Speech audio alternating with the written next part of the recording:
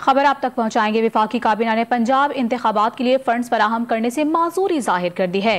काबीना ने वजारत खजाना को पार्लियामेंट से राबता करने की हिदायत कर दी है। मजीद तफसीलात हासिल करेंगे डॉन न्यूज़ के नुमाइंदे सनाउल्लाह से। सनाउल्लाह, बताएगा काबीना इजलास में मजीद क्या फैसले होने हैं और आपके पास इस हवाले से क्या खबरें हैं? देखिए, काबीना का ये खसूसी इजलास था क्योंकि आज संडे है और सुप्रीम कोर्ट का जो फैसला है पंजाब में 14 मई को इंतखाबात कराने के हवाले से, उसमें एक ये भी डायरेक्शन है कि इलेक्शन कमीशन ऑफ पाकिस्तान को फंड्स फराहम करे वजारत खजाना, और उसकी रिपोर्ट भी सुप्रीम कोर्ट में पेश होनी है 1-2 रोज में।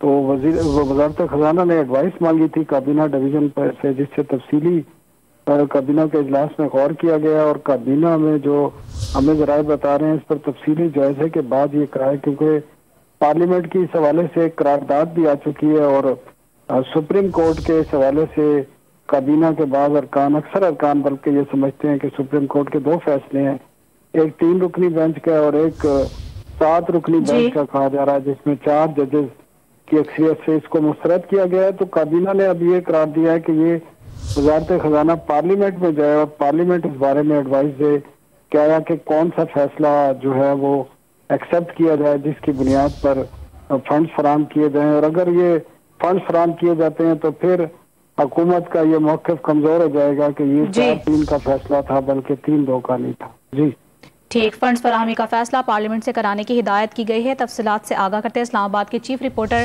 सनाउल्लाह, बहुत शुक्रिया आपका।